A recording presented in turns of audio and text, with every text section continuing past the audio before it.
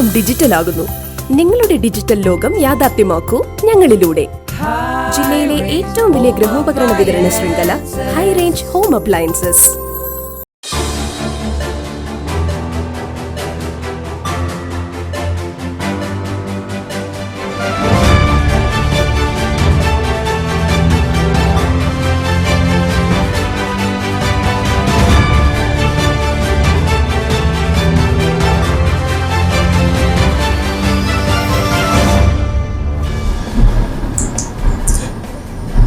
നമസ്കാരം. British colony വാഴ്ച അവസാനിച്ചിട്ട് പതിറ്റാണ്ടുകൾ പിന്നിട്ടു. ജനാധിപത്യ സർക്കാരുകൾ അധികാരത്തിലെത്തി. മുന്നണി രാഷ്ട്രീയം മാറി മാറി ഭരിച്ചു. ജയ് ജവാൻ ജയ് കിസാൻ മുദ്രാവാക്യം അജണ്ടയാക്കി സ്കൂൾ തലം മുതൽ തലമുറകൾ ഏറ്റുപാടി. എന്നാൽ നമ്മുടെ നാട്ടിൽ നാട് കാക്കുന്ന ജവാന്റെ സ്ഥാനമെന്ത്? നാടിനെ തീറ്റിപ്പൂറ്റുന്ന കിസാന്റെ സ്ഥാനമെന്ത്? സർക്കാർ സർവീസിൽ 8 മണിക്കൂർ ജോലി ചെയ്യുന്ന ലാസ്റ്റ് ഗ്രേഡ് ജീവനക്കാരന്റെ വേതനത്തിന്റെ 10-1 പോലും 365 ദിവസം രാപ്പകൽ മണ്ണിൽ പാടുപെടുന്ന കർഷകന് ലഭിക്കുന്നില്ല എന്ന യാഥാർത്ഥ്യം നാം തിരിച്ചറിയുമ്പോഴാണ് കർഷകന്റെ സ്ഥാനം ജനാധിപത്യത്തിൽ എത്രമാത്രം എന്ന് നാം തിരിച്ചറിയുക. സംഘടിത ഉദ്യോഗസ്ഥ വോട്ട് ബാങ്ക് ശക്തികൾക്ക് മുന്നിൽ മുട്ടുമുടക്കുന്ന രാഷ്ട്രീയ പാർട്ടികൾ കർഷകരെ ഒരു വോട്ട് ബാങ്കായി പോലും കാണാത്തത് എന്തുകൊണ്ടാണ്? Show the spirit prime time ഡിബേറ്റിലേക്ക് മാന്യ പ്രേക്ഷകർക്ക് സ്വാഗതം.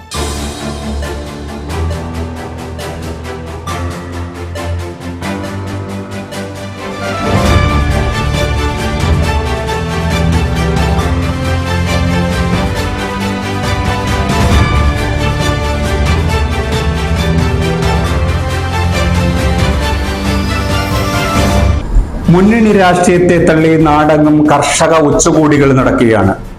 തൃശൂരിൽ കഴിഞ്ഞ ദിവസം നടന്ന സംസ്ഥാനത്തെ 265-ലധികം സ്വതന്ത്ര കർഷക നേതാക്കൾ പങ്കെടുത്ത ഉച്ചകോടിയിൽ കർഷകരെ പരിഗണിക്കാത്ത രാഷ്ട്രീയ പാർട്ടികളുടെ സ്ഥാനാർത്ഥികളെയും കർഷകരെ ഉത്തരവുകൾ കൊണ്ട് ദ്രോഹിച്ച മുന്നണികളുടെയും സ്ഥാനാർത്ഥികളെയും തോൽപ്പിക്കാൻ തീരുമാനിച്ചു.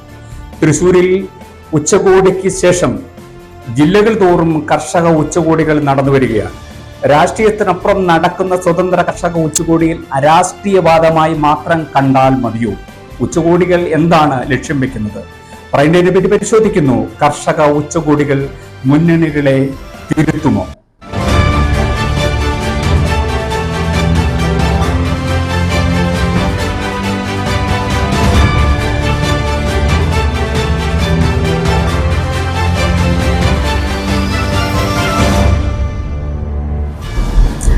ഡിബേറ്റിൽ എന്നോടൊപ്പം ചർച്ചയിൽ പങ്കെടുക്കുന്നത് ജെയിംസ് വടക്കൻ, രാഷ്ട്രീയ നിരീക്ഷകൻ, പൊതുപ്രവർത്തകൻ, അഡ്വക്കേറ്റ് സേനാപതി വേണു, KPCC വക്താവ്, റസാഖ് ശൂരവേലി അതിജീവന പോരാട്ടവേദി, സിനോജ് വെള്ളാടി, NCP സംസ്ഥാന എക്സിക്യൂട്ടീവ് അംഗം എന്നിവരാണ് ചർച്ചയിൽ പങ്കെടുക്കുന്നത്. ആദ്യം ജെയിംസ് വടക്കൻ, കർഷക ഉച്ചകോടികൾ തൃശ്ശൂരിൽ നിങ്ങളുടെയൊക്കെ നേതൃത്വത്തിൽ കർഷക ഉച്ചകോടികൾ നടക്കുകയുണ്ട്. അതിനുശേഷം ഇപ്പൊ തൃശ്ശൂരിന് ശേഷം വയനാടും കണ്ണൂരും കാസർഗോഡും ഇടുക്കിയിലും എല്ലാം കർഷക ഉച്ചകോടികൾ തീരുമാനിക്കുന്നു. എന്താണ് നിങ്ങൾ ലക്ഷ്യം വെക്കുന്നത്? അരാഷ്ട്രീയവാദം ആണോ? ജനാധിപത്യ സംവിധാനത്തിൽ അരാഷ്ട്രീയവാദം ഉന്നയിക്കുകയാണോ? അതോ ഏതെങ്കിലും മുന്നണിയെ ഏതെങ്കിലും പാർട്ടിയെ തിരുത്തുകയാണോ ലക്ഷ്യം? നിങ്ങളുടെ ലക്ഷ്യം എന്താണ്? അല്ല, ഞങ്ങളുടെ ലക്ഷ്യം കർഷക ഉച്ചകോടിയുടെ മുമ്പ് തന്നെ നമ്മൾ പറഞ്ഞതാണ്. നമ്മൾ 2 കാര്യത്തു. ഒന്ന് എന്ന് പറഞ്ഞാൽ രാഷ്ട്രീയ പാർട്ടികളുടെ പോഷക സംഘടനകളായ കർഷക സംഘടനകളും മതസംഘടനകളുടെ പോഷക സംഘടനകളായ കർഷക സംഘടനകളെയും ഒഴിവാക്കിയാണ് ഞങ്ങൾ തൃശ്ശൂരിലെ ഉച്ചകോടി നടത്തിയത്. ആ ഉച്ചകോടിക്ക് ഏതാണ്ട് 65ഓളം കർഷക സംഘടനകൾ, അത് മോശക്കാരൊന്നുമല്ല. ശരിക്കും പറഞ്ഞാൽ ഡൽഹിയിലെ സമരത്തിൻ്റെ കോർഡിനേറ്ററായിട്ട് പ്രവർത്തിക്കുന്ന KV ബിജു, 1994 രാഷ്ട്രീയം അവസാനിപ്പിച്ച് കർഷക പക്ഷത്തു നിന്ന് സംസാരിക്കുകയും പ്രവർത്തിക്കുകയും ചെയ്യുന്ന ബിജോ കാപ്പൻ, അതിന് ഒത്തിരി പേര്, നിരവധിയായ ആൾക്കാർ, അത് വയനാട്ടിൽ നിന്നുണ്ട്, കോഴിക്കോട്ടു നിന്നുണ്ട്, ആലപ്പുഴയിൽ നിന്നുണ്ട്, തൃശ്ശൂരിൽ നിന്നുണ്ട്, നിരവധിയായ ആൾക്കാർ അവിടെ പങ്കെടുത്തത് ഒരു മുൻകൂർ തീരുമാനിച്ച അജണ്ടയുടെ അടിസ്ഥാനത്തിലാണ്. അജണ്ട എന്ന് പറയുന്നത് കർഷകർ നേരിടുന്ന 17ഓളം വിഷയങ്ങളെപ്പറ്റി കർഷക നേതാക്കൾ തന്നെയാണ് അവിടെ പ്രബന്ധങ്ങളും വിഷയങ്ങളും അവതരിപ്പിച്ചത്. അവിടെ നിന്നും പുറത്തുനിന്ന് ആരുമില്ലായിരുന്നു. അതിൽ നിന്നും ഉരുത്തിരിഞ്ഞ കാര്യങ്ങളുടെ പേരിലാണ് കൃഷി, നേരത്തെ വനം, ഭക്ഷ്യവകുപ്പ്, റവന്യൂ വകുപ്പ് കൈകാര്യം ചെയ്യുന്ന CPIയുടെ മന്ത്രിമാർ കർഷകർക്ക് ആവശ്യമായ രീതിയിലുള്ള പിന്തുണ നൽകിയില്ല എന്ന ഒരു പൊതു കണ്ടെത്തലിന്റെ അടിസ്ഥാനത്തിലാണ് അങ്ങനെ ഒരു തീരുമാനമെടുത്തത്. അത് മുൻകൂട്ടി എടുത്ത തീരുമാനമൊന്നും ആയിരുന്നില്ല. പിന്നെ നമ്മളുടെ കാര്യം മനസ്സിലാക്കണം. നമ്മൾ 55 വർഷത്തെ 1968 തുടങ്ങി 2023 വരെയുള്ള ചില സാമ്പത്തിക വിഷയങ്ങൾ അല്ലെങ്കിൽ കർഷകരുടെ വരുമാനവും മറ്റ് ജനവിഭാഗങ്ങളുടെ വരുമാനം കൂടെ നമ്മൾ കണക്കിലിടും. അത് മനസ്സിലാക്കുമ്പോഴേ നമുക്ക് അതിൻ്റെ ഒരു തീവ്രത മനസ്സിലാക്കുകയുള്ളൂ. 1968 1 കിലോ നെല്ലിന് ₹1.40 ആയിരുന്നു വില. ഇപ്പം എത്രയാ വില? 28 രൂപ 20 പൈസ. അപ്പം 1968 തുടങ്ങി 2023 വരെ 55 വർഷം കൊണ്ട് നെല്ലിന്റെ വില വർദ്ധിച്ചത് 19 ഇരട്ടി മാത്രമാണ്. നമ്മളൊക്കെ റബ്ബർ മുതലാളിമാരെന്ന് പറയുന്ന അവരുടെ ഇതേ കാലഘട്ടത്തിൽ റബ്ബറിന്റെ വില വർദ്ധിച്ചത് ₹4.66 നിന്നും 187 രൂപയായിട്ടാണ്. അതായത് 33 ഇരട്ടി. അതേ സമയത്ത് ഒരു കർഷകന് ഒരു സർക്കാർ ജോലിക്ക് അർഹതയുള്ള ഏറ്റവും ലാസ്റ്റ് സ്റ്റേജ് ജീവനക്കാരന്റെ ശമ്പളം ശരിക്കും പറഞ്ഞാൽ 70 രൂപയിൽ നിന്നും അവൻ്റേത് വർദ്ധിച്ചത് 23,000 രൂപയായിട്ടാണ് ഈ 55 വർഷത്തിനിടയ്ക്ക്. എന്ന് പറഞ്ഞാൽ 328 ഇരട്ടി. ഇങ്ങനെ അല്ലെങ്കിൽ ഇത് നമ്മൾ പറയാൻ കാരണം സർക്കാർ ജീവനക്കാരുടെ ശമ്പള സ്കെയിലുകളെ പറ്റി കൃത്യമായ കണക്കുണ്ട്. ഇനി ബാങ്കിങ് മേഖല എടുത്താൽ അവിടെയും കണക്കുണ്ട്. ഒരു കാര്യം വളരെ വ്യക്തമാണ്, കർഷകന്റെ വരുമാന വർധനവിന്റെ എത്രയോ ഇരട്ടിയാണ് മറ്റ് സമൂഹങ്ങളുടെ വരുമാന വർധനവ്. അങ്ങനെ വരുമ്പോൾ എന്താ സംഭവിക്കുന്നത്? കർഷകന് ഉണ്ടായിരുന്ന വരുമാനം ഇല്ലെന്ന് മാത്രമല്ല, അവന് മറ്റുള്ളവരുമായിട്ട് മത്സരിക്കാനാവാതെ വരും. അതുകൊണ്ടാണ് ഇന്ത്യയിലെ ഏറ്റവും കൂടുതൽ കടബാധ്യതയുള്ള കർഷകർ കേരളത്തിലെയാണ്. 5,50,000 രൂപയാണ് കേരളത്തിലെ ഓരോ കടക്കാരൻ്റെയും കടബാധ്യത. ദേശീയ ശരാശരി 1.8 മാത്രമാണ്. അങ്ങനെ വരുമ്പോൾ ശരിക്കും പറഞ്ഞാൽ കർഷകൻ അന്വേഷിക്കുമല്ലോ, എന്തുകൊണ്ട് ഞങ്ങൾക്ക് വരുമാനം വർദ്ധിക്കുന്നില്ല?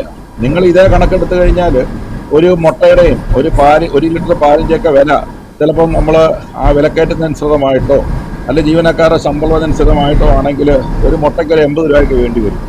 എന്ന് പറഞ്ഞാൽ കർഷകന്റെ സത്യത്തിൽ കിട്ടേണ്ട വരുമാനം കിട്ടാതെ അവൻ ഇവിടുത്തെ ഒരു പ്രബല വിഭാഗത്തെ സബ്സിഡൈസ് ചെയ്തുകൊണ്ടിരിക്കുക. സർക്കാരല്ല സബ്സിഡൈസ് ചെയ്യുന്നത്, കർഷകനാണ് സബ്സിഡൈസ് ചെയ്യുന്നത്. അവന് ഒന്നും കൊടുക്കേണ്ട എന്നൊരു ചിന്താഗതിയാണ്. ഒരു ഉദാഹരണത്തിൽ ഞാൻ വ്യക്തമാക്കാം. ഇവിടെ മൊത്തം ഉൽപ്പാദിപ്പിക്കുന്ന നെല്ല് സംഭരിച്ച് കൊടുക്കാൻ 1,500 കോടി രൂപ മതി. അതും ഒരു മാസത്തെ പലിശ എടുത്താൽ മതി. കാരണം നെല്ല് സംഭരിച്ചിട്ട് അത് നശിപ്പിച്ചു കളയല്ലോ, നെല്ല് കുത്തി അരയാക്കി കൊടുക്കുകയല്ലേ. അപ്പം 2,55,000 കോടി രൂപയുടെ ബഡ്ജറ്റുള്ള സംസ്ഥാന സർക്കാരിന് ഈ നെൽകർഷകരുടെ നെല്ല് മേടിച്ച് ഒരു മാസത്തെ കടമെടുത്ത് ഒന്ന് തിരിച്ച് അരിയാക്കി കൊടുക്കാൻ വേണ്ടി 11 കോടി രൂപയുടെ മുടക്കേ ഉള്ളൂ. എവിടെ പോയി? ഈ 2,55,000 രൂപയ്ക്കകത്ത് 11 കോടി കൊടുക്കാനില്ലാത്തതാണോ നെൽകർഷകരുടെ നെല്ല് മേടിച്ചിട്ട് പൈസ കൊടുക്കാതിരുന്നത്? ഇവിടെ കൊണ്ട് അവസാനിക്കുന്നില്ല. സമസ്ത മേഖലകളിലും ഇത് തന്നെയാണ് സംഭവിക്കുന്നത്. അതുകൊണ്ട് തന്നെയാണ് കർഷകർ ആ ഉച്ചകോടിയിൽ എന്തുകൊണ്ടാണ് ഞങ്ങൾ ഇന്നാരെ എതിർക്കുന്നത് എന്ന് പറയുന്നത്. ഇനി നമ്മൾ ഒരു കാര്യം മനസ്സിലാക്കണം. ഇതിക്ക് മുമ്പ് BJP സർക്കാരിന്റെ കർഷകർക്ക് 2,000 രൂപ വെച്ച് 3 ഗഡു കൊടുക്കുന്ന 6,000 രൂപയുടെ പെൻഷൻ പദ്ധതി വന്നു. അത് കഴിഞ്ഞ സർക്കാരിന്റെ അവസാന കാലഘട്ടത്തിൽ 26 ലക്ഷം പേരെ 3 മാസം കൊണ്ട് ചേർക്കാൻ കഴിവുള്ള ഒരു സർക്കാരാണ് ഇവിടെ രാജ്യം ഭരിച്ചത്, ഇടതുപക്ഷ സർക്കാർ. പക്ഷേ അവര് തന്നെ നിർദ്ദേശിച്ച അല്ലെങ്കിൽ അന്നത്തെ CPIയുടെ കൃഷിമന്ത്രി VS സുനിൽകുമാർ നിർദ്ദേശിച്ച കർഷക പദ്ധതി, പെൻഷൻ പദ്ധതി, 5,000 രൂപയുടെ പെൻഷൻ പദ്ധതി 20 ലക്ഷം പേരെ ചേർക്കുമെന്ന് പറഞ്ഞു. 4 ഇതുവരെ 15,000 പേരെ ചേർത്തിരിക്കുന്നു. അപ്പം സംസ്ഥാന സർക്കാരിന്റെ പണം കർഷകർക്ക് കൊടുക്കുന്നിടത്തൊക്കെ അവർക്ക് പരിപാടി നടത്താൻ വേണ്ടി താല്പര്യമില്ല. മറ്റാരുടെയെങ്കിലും പണമാണെങ്കിൽ നടപ്പിലാക്കും. ഇത് ഇരട്ടത്താപ്പ് തന്നെയല്ലേ? നിങ്ങൾ ഇനി മറ്റു കാര്യങ്ങളിലേക്കൊക്കെ പോയി നോക്കിക്കേ. ഇതേ സർക്കാർ കഴിഞ്ഞ വർഷം 20ഓളം കാർഷിക ഉൽപ്പന്നങ്ങളുടെ താങ്ങുവില പ്രഖ്യാപിച്ചു. എന്നിട്ട് എന്തായി? താങ്ങുവില പ്രഖ്യാപിച്ചത് സ്വാമിനാഥൻ കമ്മീഷൻ പറഞ്ഞ പോലെ 150% ഒന്നും അല്ല, പൊക്കോട്ടെ, എന്തെങ്കിലും താങ്ങുവില കിട്ടിയല്ലോ. താങ്ങുവിലയ്ക്ക് സംഭരിക്കാൻ പറ്റിയോ? നമ്മളുടെ കാര്യം മനസ്സിലാക്കണം. 2018 രാജ്യസഭാ അംഗമായിരുന്ന ഇപ്പോഴത്തെ മുഖ്യമന്ത്രിയുടെ private secretary KK Ragesh MP അന്ന് അവിടെ ഒരു പ്രൈവറ്റ് ബില്ല് അവതരിപ്പിച്ചിരുന്നു. എന്തായാലും പ്രൈവറ്റ് ബില്ല്, അതായത് കർഷകർക്ക് മിനിമം സപ്പോർട്ട് പ്രൈസ് ഗ്യാരണ്ടി നൽകുന്ന ഒരു ബില്ല്. ആ ബില്ല് പ്രൈവറ്റ് ബില്ലായിട്ട് അവതരിപ്പിച്ചു. കൃഷി എന്ന് പറയുന്നത് സംസ്ഥാന വിഷയമാണ്, കേന്ദ്രത്തിന് യാതൊരു റോളുമില്ല. സംസ്ഥാന വിഷയമായ കൃഷിയിൽ ഇന്നത്തെ മുഖ്യമന്ത്രിയുടെ പ്രൈവറ്റ് സെക്രട്ടറിയായ കെ രാഗേഷ് MP രാജ്യസഭയിൽ ഒരു ബില്ല് അവതരിപ്പിച്ചിട്ട്, എന്നാൽ പിന്നെ ആ ബില്ല് ഇവിടെ ഒന്ന് അവതരിപ്പിച്ചുകൂടെ? കൃഷി സംസ്ഥാന സർക്കാരിന്റെ ഉത്തരവാദിത്വമല്ലേ? എന്താ ചെയ്യാതെ പോയത്?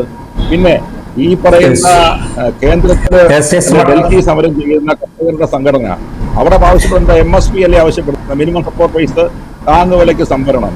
അവര് ഭരിക്കുന്ന ഏക സംസ്ഥാനം കേരളത്തിലല്ലേ?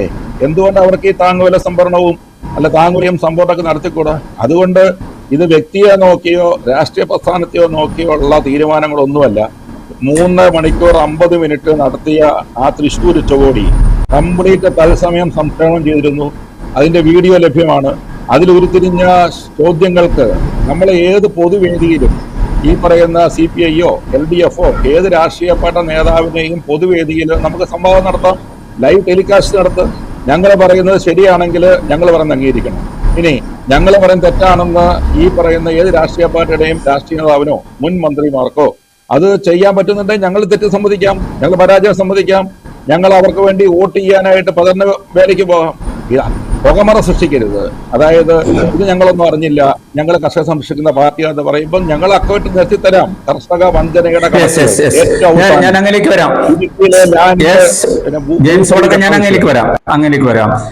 സേനാപതി വേണു, ഒരു രാഷ്ട്രീയവാദ മുദ്രാവാക്യമൊന്നുമല്ല കർഷകർ ഉയർത്തുന്നത്. കണക്കുകൾ നിരത്തിക്കൊണ്ടുള്ള ആശയ സംവാദമാണ്. പരസ്യമായി മുന്നണികളെ വെല്ലുവിളിക്കുന്നു.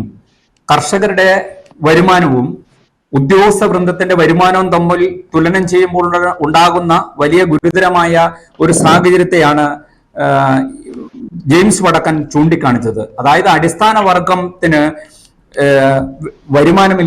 വരുമാനമില്ലാത്ത ഒരവസ്ഥ. അതേസമയം ഉദ്യോഗ വൃന്ദം സമ്പത്ത് കൈയടക്കുന്നു. ഇപ്പൊ നമ്മുടെ നികുതി വരുമാനം എടുത്ത് പരിശോധിക്കുകയാണെങ്കിൽ നികുതി വരുമാനത്തിന്റെ 79% മുതൽ 80% വരെയുള്ള നികുതി വരുമാനം മുഴുവനും ചിലവഴിക്കുന്നത് സർക്കാർ ജീവനക്കാർക്ക് പെൻഷനും ശമ്പളവും പലിശ തീർക്കാനും നമ്മൾ കടം വാങ്ങിയതിന്റെ പലിശ അടയ്ക്കാനുമാണ്. അങ്ങനെ 79 മുതൽ 80% വരെ ചെലവിന് ശേഷം പിന്നീട് അവശേഷിക്കുന്ന നിത്യനിദാന ചെലവിനായിട്ട് അവശേഷിക്കുന്ന 20% കൂടി വരുമ്പോൾ നമ്മുടെ നികുതി വരുമാനം എന്ന് പറയുന്നത് വെറും 0 അവശേഷിക്കുന്നു. അപ്പോൾ ഇവിടെ അധ്വാനിക്കുന്ന വർഗം കൊടുക്കുന്ന നികുതി, അവനിൽ നിന്നും പിഴിച്ചെടുക്കുന്ന നികുതി ഒരു വിഭാഗം മാത്രം അനുഭവിക്കുകയും അത് വെച്ചനുഭവിക്കുകയും മറ്റുള്ള ആളുകൾ ഇപ്പൊ അടിസ്ഥാന വർഗം എന്ന് പറയുന്നത് ജയ് ജവാനും ജയ് കിസാന്റെ കാര്യം എവിടെ ചിന്തിക്കുന്നു? ഇത് ഒരു പുനഃപരിശോധനകൾക്ക് മുന്നണികൾ തയ്യാറാവേണ്ട ഒരു സാഹചര്യമല്ലേ സേനാപതി വേണു?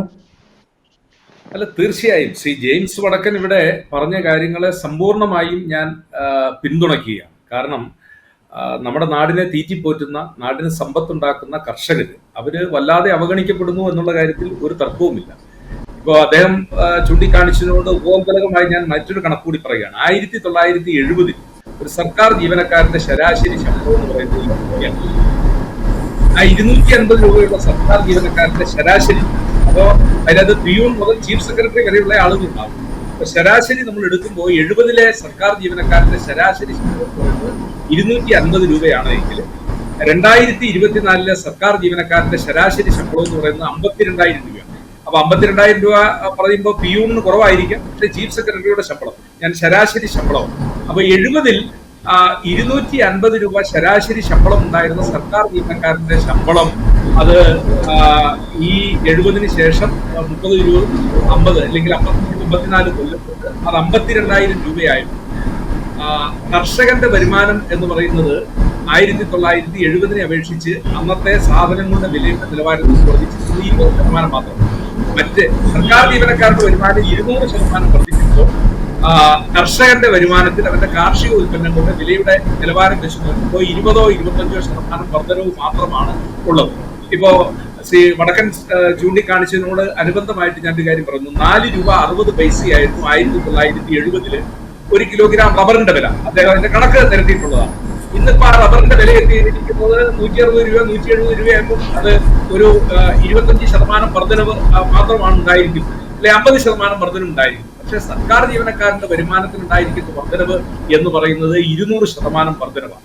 അപ്പോൾ ആനുപാതികമായിട്ട് കർഷകർക്ക് വരുമാന വർധനം ഉണ്ടായിട്ടില്ല എന്നുള്ള ഒരു യാഥാർത്ഥ്യം അത് വളരെ സത്യമായ ഒരു കാര്യമാണ്. അപ്പോ ഇവിടെ ഈ കർഷക ഉച്ചകോടി, ഞാൻ കർഷക ഉച്ചകോടിയെ ഒന്നും എതിർക്കുന്ന ഒരാളല്ല. അവർക്ക് സംഘടിക്കാനും അവരുടെ അവകാശങ്ങൾ പറയാനുള്ള എല്ലാ കാര്യങ്ങളും അവകാശങ്ങളുണ്ട്. കാരണം കർഷകർ സംഘടിച്ചിരിക്കുന്നത് ഇപ്പൊ മാത്രമല്ല, ഒരുപക്ഷെ ഇന്ത്യയിലെ കർഷകരുടെ ഏറ്റവും വലിയ സംഘടനയും ആ സംഘടനയുടെ നേതാവും മഹീന്ദ്ര സിംഗ് ടിക്കായത്തായിരുന്നു. ആ മഹീന്ദ്ര സിംഗ് ടിക്കായത്തിന്റെ നേതൃത്വത്തിൽ ഡൽഹിയിലെ രാംലീല മൈതാനിയിൽ വർഷങ്ങൾക്ക് മുമ്പ് നടന്ന സമരവും അതൊക്കെ നമ്മുടെ ചരിത്രത്തിന്റെ ഭാഗമാണ്. അദ്ദേഹത്തിന്റെ മകൻ ശ്രീ രാകേഷ് ടിക്കായത്താണ് ഇപ്പോൾ ഡൽഹിയിലും പരിസര പ്രദേശങ്ങളിലും ഒക്കെ നടന്നു വരുന്ന ഈ കർഷക സമരങ്ങളുടെ ഒരാൾ. അതുപോലെ തന്നെ പഞ്ചാബ്, ഹരിയാന തുടങ്ങിയ പ്രദേശങ്ങളിൽ നിന്നൊക്കെ നിരവധിയായ സ്വതന്ത്ര കർഷക സംഘടനകളാണ് ഇപ്പോഴത്തെ സമരത്തിന് നേതൃത്വം കൊടുക്കുന്നത്. ആ കാര്യത്തെയൊക്കെ നമുക്ക് പിന്തുണയ്ക്കാവുന്നതുമാണ്. പക്ഷെ നമ്മുടെ മുമ്പിലുള്ള ഒരു വിഷയം ഇവിടെ ഇപ്പോൾ കേരളത്തിൽ കർഷകർ അനുഭവിക്കുന്ന ഈ പ്രശ്നങ്ങൾ അത് പരിഹരിക്കുന്നതിനുള്ള നടപടികൾ ആരാണ് സ്വീകരിക്കുന്നത്? അതൊരു സംശയമുണ്ട്. കഴിഞ്ഞ 8 കൊല്ലമായി കേരളത്തിൽ അധികാരത്തിലിരിക്കുന്ന ഒരു ഗവൺമെന്റാണ്. കൃഷി സമ്പൂർണ്ണമായി ഒരു സ്റ്റേറ്റ് സബ്ജക്റ്റ് ആയിട്ട് നിൽക്കുന്ന ഒരു ഘട്ടത്തിൽ കർഷകരെ സംബന്ധിച്ച് അവരുടെ വിഷയങ്ങൾ പരിഹരിക്കാൻ ബാധ്യസ്ഥരായ ആളുകൾ എന്ന് പറയുന്നത് സംസ്ഥാനം ഭരിക്കുന്ന ഗവൺമെന്റാണ്. ആ ഗവൺമെന്റിന്റെ ഭാഗത്തുനിന്നുണ്ടാകുന്ന ആ നടപടികളെ ചോദ്യം ചെയ്യാൻ സ്വതന്ത്ര കർഷക സംഘടനകൾ അവരുടെ ഉച്ചകോടിയുമായി മുന്നോട്ട് വരുന്നതിനെ ഞങ്ങൾ സമ്പൂർണ്ണമായിട്ട് അതിനെ പിന്തുണയ്ക്കുക. ആ കാര്യങ്ങൾ അവർ പറഞ്ഞതിനെ ഞങ്ങൾ പൂർണ്ണമായിട്ടും പിന്തുണയ്ക്കുക. പക്ഷേ ഞങ്ങൾ അവരെ ഓർമ്മപ്പെടുത്താൻ ആഗ്രഹിക്കുന്ന ഒരു കാര്യം, നിങ്ങൾ ഈ കാര്യം പൊതുസമൂഹത്തോട് തുറന്നു പറയാനുള്ള ഒരു ബാധ്യത നിങ്ങൾ കാണിക്കണം. കഴിഞ്ഞ 8 കൊല്ലമായി ഇപ്പൊ നമ്മൾ ഇടുക്കിയിൽ ഇരുന്ന് സംസാരിക്കുമ്പോൾ ഇടുക്കിയിലെ കൃഷിക്കാരനെ ഏറ്റവും പ്രതികൂലമായി ബാധിക്കുന്ന ഭൂനിയമങ്ങൾ അത് 2016 മുതൽ ഉണ്ടായിരിക്കുന്ന ഭൂനിയമങ്ങളാണ്.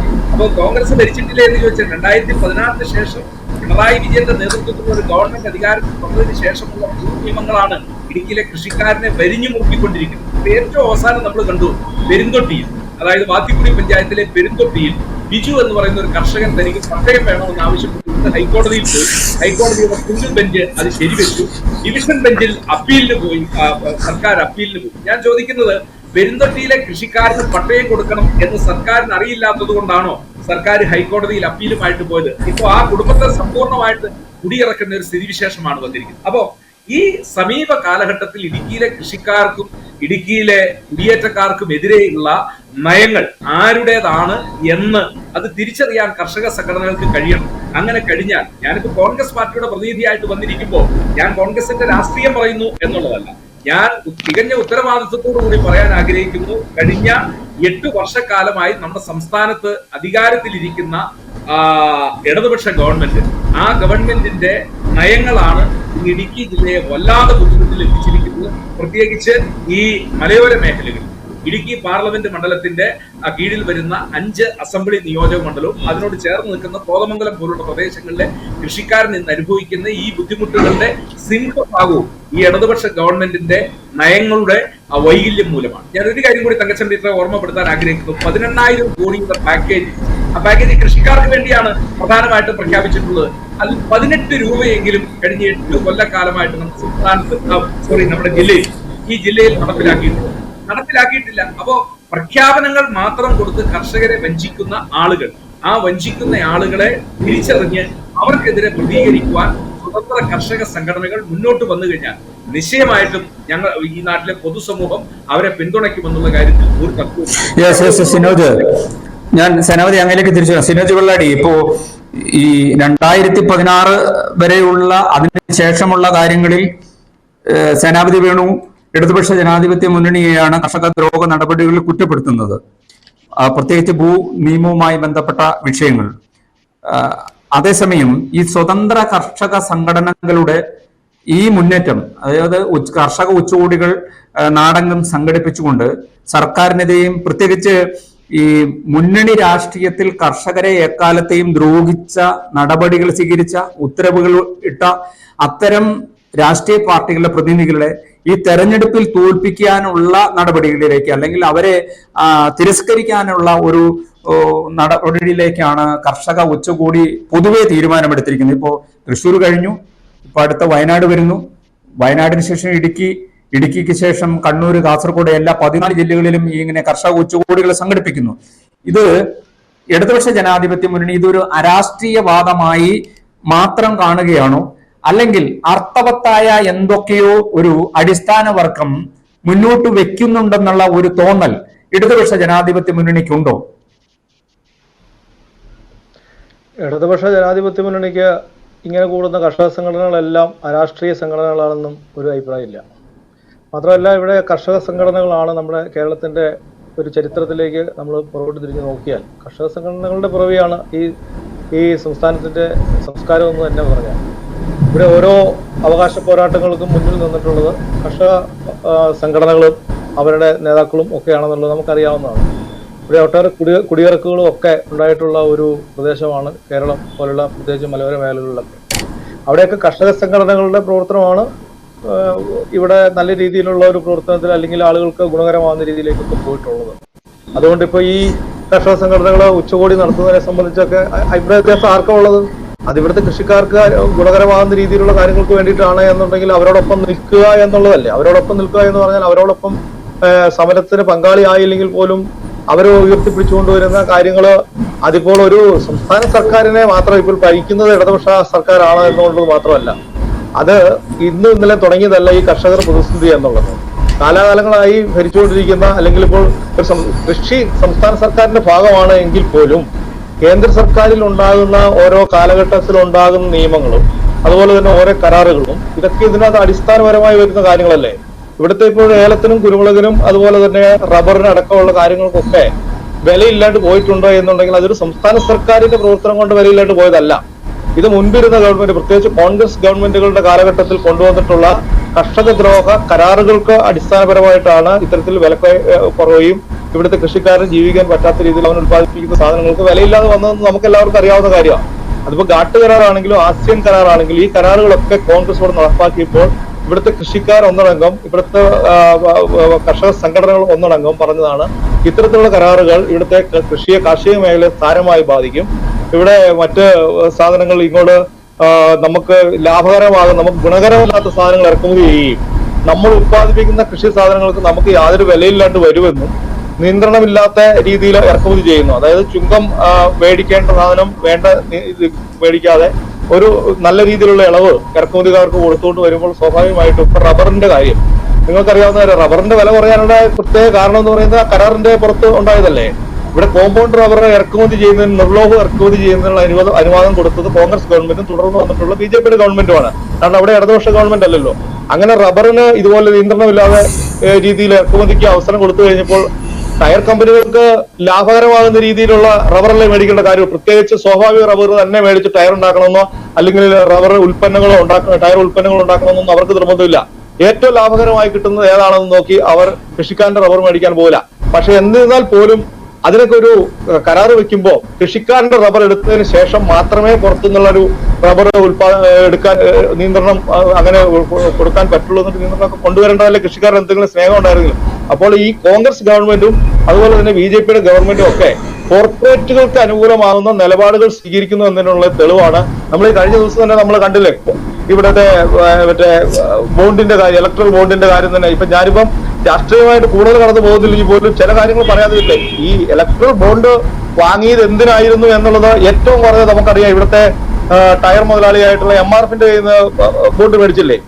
ശരിക്കും പറഞ്ഞിട്ടുണ്ടെങ്കിൽ റബ്ബറിന്റെ വില ഇതുപോലെ കുറഞ്ഞു പോകുന്നതും കൃഷിക്കാരെ ചൂഷണം ചെയ്യുന്നു, അതുപോലെ തന്നെ ഇവിടുത്തെ കച്ചവടക്കാരെ ചൂഷണം ചെയ്യുന്നു എന്ന് പറഞ്ഞ് നമ്മള് കാലങ്ങളായി ഗവൺമെന്റിൽ ഇതിന്റെ പരാതികൾ കൊടുക്കുകയും അതനുസരിച്ച് ഒരു അർദ്ധ സർക്കാർ ചൂഷൽ സ്ഥാപനം ഈ കോമ്പറ്റീഷൻ കമ്മീഷൻ ഓഫ് ഇന്ത്യ എന്ന് പറയുന്ന ഒരു സ്ഥാപനം ഇത് അന്വേഷണം നടത്തുകയും 2018 അവർ കണ്ടെത്തിയതാണ് ഇങ്ങനെയുള്ള ടയർ കമ്പനികള് ഇവിടുത്തെ കൃഷിക്കാരനെ കൊള്ളയടിക്കുന്നുണ്ട്. അപ്പൊ അതുകൊണ്ട് 1768 കോടി രൂപ ഇവിടുത്തെ അതിന്റെ നഷ്ടപരിഹാരം കൊടുത്ത് ഇവിടുത്തെ കൃഷിക്കാർക്ക് ആ നഷ്ടം കൊടുക്കണം എന്നൊക്കെ പറഞ്ഞിട്ട് ഇതുവരെ ഈ കേന്ദ്രം ഭരിക്കുന്ന ഗവൺമെന്റ് അതിനൊരു അനുകൂലമായ നിലപാട് സ്വീകരിക്കുക സുപ്രീം കോടതി വരെ വിധിച്ചിട്ടുള്ളതാണ്. അതുപോലും ചെയ്യാനായിട്ട് സാധിക്കാതെ വന്നിട്ട് ഇപ്പൊ കേരളത്തിലെ കാര്യം പറയുമ്പോൾ കേരളത്തിലെ ഇടതുപക്ഷ ജനാധിപത്യ മുന്നണി 8 വർഷം 7.5 വർഷക്കാലമായിട്ട് ഇവിടെ ഭരിച്ചുകൊണ്ടിരിക്കുമ്പോൾ ഇവിടെ ചെയ്തു കൂട്ടിയുള്ള കാര്യങ്ങളെ സംബന്ധിച്ചിടത്തോളം ഞാൻ പറയുന്നത് റബ്ബറിന് താങ്ങുവില കൊടുത്തിട്ടുള്ളത് ഈ ഇന്ത്യ രാജ്യത്തെ കേരളമല്ലേ. ഇവിടെ റബ്ബർ ഉത്പാദിപ്പിക്കുന്ന സ്റ്റേറ്റുകൾ പലതുണ്ടല്ലോ. ഇവിടെ റബ്ബറിന് 300 രൂപ കൊടുത്താൽ ഇവിടെ പാർലമെന്റ് മെമ്പർ ഉണ്ടാക്കാന്ന് പറയുമ്പോൾ പ്രിയപ്പെട്ട സ്നേഹിതൻ ഞാനൊരു കാര്യം പറയാം. ഇവിടെ ത്രിപുരയില് BJP ഭരിക്കുന്ന സംസ്ഥാനം, കർണാടകത്തിൽ ഇതുവരെ BJP ഭരിക്കുന്ന സംസ്ഥാനം, ഇവിടെയൊക്കെ മംഗലാപുരത്തൊക്കെ റബ്ബർ ഉണ്ടായിരുന്നല്ലോ. ഇവരാരും അവിടെ പാർലമെന്റ് മെമ്പർമാരെയൊക്കെ ജയിപ്പിച്ചും നിയമസഭാ സാമാജികരൊക്കെ അവിടെ ഇല്ലേ? അവിടേക്ക് എന്തുകൊണ്ടാണ് വില ഈ പറയുന്ന ആളെ ഉണ്ടാക്കി കൊടുക്കുന്നത്? അതിന് മുമ്പ് വില കൂട്ടി കൊടുക്കാൻ പാടില്ലേ? അപ്പോൾ അങ്ങനെയൊന്നും വില കൂട്ടാൻ പോകുന്നില്ല. വില കൂട്ടണമെന്നുണ്ടെങ്കിൽ ഇത്തരത്തിലുള്ള ഇറക്കുമതിക്ക് കടുത്ത നിയന്ത്രണത്തിലേക്ക് വന്ന് ഇവിടുത്തെ കൃഷിക്കാരെ രക്ഷിക്കുന്നതിനുള്ള സമീപനമാണ് സ്വീകരിക്കേണ്ടത്. പിന്നെ ഇപ്പൊ സേനാപതി ഈ കാര്യത്തിനെ സംബന്ധിച്ച് രാഷ്ട്രീയമായി അല്പം കടന്നു പോയതുകൊണ്ട് ഞാനൊരു ഇടതുപക്ഷ ജനാധിപത്യത്തിന്റെ പ്രവർത്തകനായതുകൊണ്ട് എനിക്കത് പറയാതെ തരയില്ല. ഇവിടുത്തെ ഇടതുപക്ഷ ജനാധിപത്യ മുന്നണിയുടെ ഗവൺമെന്റ് അധികാരത്തിൽ വന്നതിന് ശേഷമാണ് ഇവിടുത്തെ കൃഷിക്കാർക്ക് അനുകൂലമായ നിലപാടുകളൊക്കെ സ്വീകരിച്ചിട്ടുള്ളത്. കോൺഗ്രസ് കൊണ്ടുവന്നിട്ടുള്ള എല്ലാ കരിനിയമങ്ങളും മാറ്റുന്നതിന് വേണ്ടിയിട്ട്, അതായത് പട്ടയത്തിന് വരെ ഉപാധിയോടുകൂടി കൊടുത്തിട്ടുള്ള പട്ടയം വരെ ഉപാധി എടുക്കുന്ന പട്ടയമാക്കി കൊടുക്കുന്നതിന് നല്ല രീതിയിലുള്ള ഇടപെടൽ ഇടതുപക്ഷ ജനാധിപത്യ ഗവൺമെന്റ് നടത്തുന്ന 3.5 ലക്ഷത്തോളം പട്ടയം 2016 ശേഷം ഈ ഇടുക്കി ജില്ലയിൽ ഈ കേരളത്തിൽ കൊടുത്തിട്ടുണ്ടെങ്കിൽ അത് ഇടതുപക്ഷ ജനാധിപത്യ മുന്നണിയുടെ വിപ്ലവകരമായ മാറ്റമാണെന്നേ. അത് തന്നെ മനസ്സിലാക്കാത്ത ഇവിടെ 60 ഭൂനിയമവും 64 ചട്ടവും ഭേദഗതി ചെയ്യണമെന്ന് കാലങ്ങളായിട്ടുള്ള ആവശ്യത്തിന് പരിഹാരം ഉണ്ടാക്കുന്നതിന് വേണ്ടിയിട്ട് ഈ ഗവൺമെന്റ് ആണെന്ന് ശ്രമിച്ചത്. സേനാപതിയുടെ പാർട്ടിക്കാരൊക്കെ നിയമസഭയിൽ ഈ പ്രമേയം പാസ്സാക്കി ഇപ്പോൾ ഐകകണ്ഠേന അത് പാസ്സാക്കിയിട്ട് ഇറങ്ങി വന്നിട്ട് ഇവിടെ വന്നിട്ട് തൽപര കക്ഷികളുമായി കൂട്ടിച്ചേർന്നിട്ട് ഇത്തരത്തിൽ ഈ ഭൂനിയമം അട്ടിമറിക്കുന്നതിന് വേണ്ടി ഗവർണർക്ക് പരാതി കൊടുത്തു. ഗവർണർ എന്ന് പറയുന്ന സംഘപരിവാറിന്റെ അജണ്ട നടപ്പാക്കാൻ വേണ്ടി കേരളം ഒരു കാരണവശാലും രക്ഷപ്പെടരുത് എന്നിവിടെ ഒരു അരാജകത്വം ഉണ്ടാക്കുന്നതിന് വേണ്ടിയിട്ടാണ് ഗവർണർ എന്ന് പറയുന്ന ആളോട് ഇരിക്കുന്നത്. ആ ഗവർണറുടെ കയ്യിലേക്ക് തന്നെ ഇത്തരത്തിലുള്ള ആ ബില്ല് പാസ്സാക്കേണ്ട ബില്ല് നിയമസഭാ സാമാജികർ ഒറ്റക്കെട്ടായി പാസ്സാക്കിയതാ. ഇവിടുത്തെ കൃഷിക്കാരന് വേണ്ടിയിട്ട് എടുത്ത നിയമം അത് 60 നിയമം ഭേദഗതി ചെയ്ത് 60 നിയമം ഭേദഗതി ചെയ്തു. ചട്ടം ഭേദഗതി ചെയ്യാനിരിക്കുന്നു. അല്ല, ഞാൻ പറയട്ടെ, ചട്ടം ഭേദഗതി ചെയ്യാനിരിക്കുന്നു. അപ്പൊ ഗവർണർക്ക് പരാതി കൊണ്ട് കൊടുത്ത് ഗവർണർ ഇപ്പൊ അതിനകത്ത് കോൺഗ്രസിന്റെ നല്ല രീതിയിലുള്ള ഇടപെടൽ ഉണ്ടെന്ന് ഞങ്ങൾക്കറിയാന്നേ. ഇവിടെ ഞങ്ങൾ അരാഷ്ട്രീയവാദി സംഘടന എന്നൊന്നും പറയുന്നില്ല. പക്ഷെ അവരുടെ ലീഡർഷിപ്പിൽ ഇപ്പൊ കോൺഗ്രസ് ആണെന്നുള്ളത് ഏതൊരു അരിയാഹാരം കഴിക്കുന്ന ആളുകൾക്ക് അറിയാമെന്നുള്ള കാര്യത്തിൽ യാതൊരു തർക്കമില്ല. ഞങ്ങൾക്ക് ആ കാര്യത്തിലൊന്നും ഒരു തർക്കം, ഞങ്ങൾ അതിനകത്ത് നിങ്ങളുടെ എതിർപ്പ് പറയാനോ മറ്റൊരു കാര്യത്തിനോ വരുന്നില്ല. എന്നിരുന്നാൽ പോലും നിങ്ങൾ ഇങ്ങനെ ഒരു കർഷക സംഘടനയായിട്ട് വരുന്ന ആ കർഷക സംഘടന ഞങ്ങൾ എതിർക്കാനൊന്നും പോകുന്നില്ല. പക്ഷേ ഇടതുപക്ഷ ജനാധിപത്യ മുന്നണിയെ മാനിക്കുകയും അംഗീകരിക്കുകയും അവരെ വിശ്വസിക്കുകയും ചെയ്യുന്ന നല്ലൊരു വിഭാഗം ഇവിടുത്തെ കൃഷിക്കാർക്ക് അനുകൂലമായ സിനോജ്, അങ്ങേക്ക് തന്ന സമയം തീർന്നു. ഞാൻ മറ്റതിഥിയിലേക്കും പോയതിനു ശേഷം അങ്ങേക്ക് വീണ്ടും വരാം. റസാഖ് ചൂരവേലിയിൽ ഇപ്പോ ഈ ഉച്ചകോടി ലക്ഷ്യം വെക്കുന്നത് ഏതെങ്കിലും രാഷ്ട്രീയ പാർട്ടിയാണോ? അത് എന്താണ്? ഇപ്പോ സിനോജ് പറയുന്നത് NDA ഭരണത്തില് ചില കാര്യങ്ങൾ റബ്ബറിന്റെ വിലയുമായി ബന്ധപ്പെട്ട കാര്യങ്ങൾ ചൂണ്ടിക്കാണിക്കുന്നു. സേനാപതി വേണു ഇടതുപക്ഷ ജനാധിപത്യ മുന്നണിയുടെ വീഴ്ചകൾ ചൂണ്ടിക്കാണിക്കുന്നു.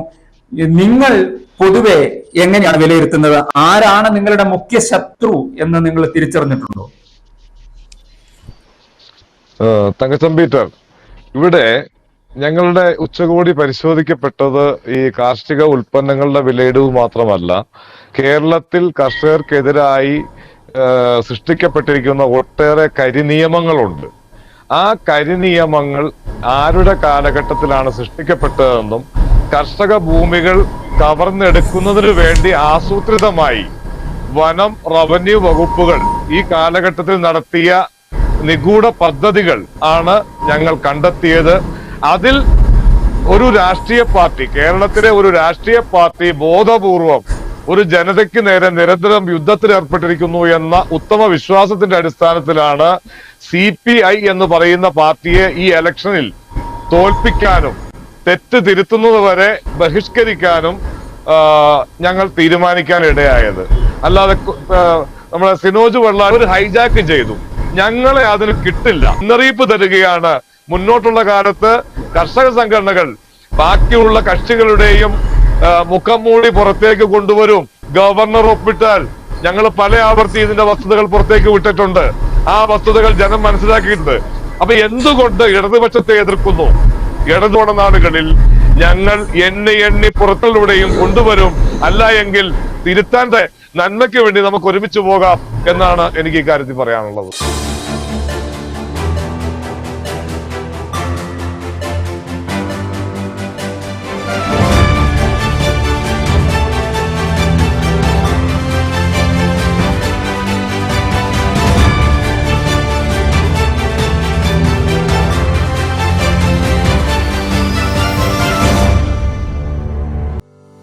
അപ്ലയൻസുകൾക്കും ഡിജിറ്റൽ ഗാഡ്ജറ്റ്സുകൾക്കും പുറമെ 52,000-ലധികം എസൻഷ്യൽ പ്രോഡക്റ്റുകൾ ഉൾപ്പെടുത്തി ഏറ്റവും വലിയ ഷോപ്പിംഗ് എക്സ്പീരിയൻസിനെ ഹൈ റേഞ്ച് ഹൈപ്പർമാർട്ട് ഷോറൂമിലൂടെ ഏറ്റവും വലിയ കളക്ഷനുകളും മറ്റാർക്കും നൽകാനാവാത്ത ഓഫറുകളും ഉൾപ്പെടുത്തി ഫാം ഫ്രഷ്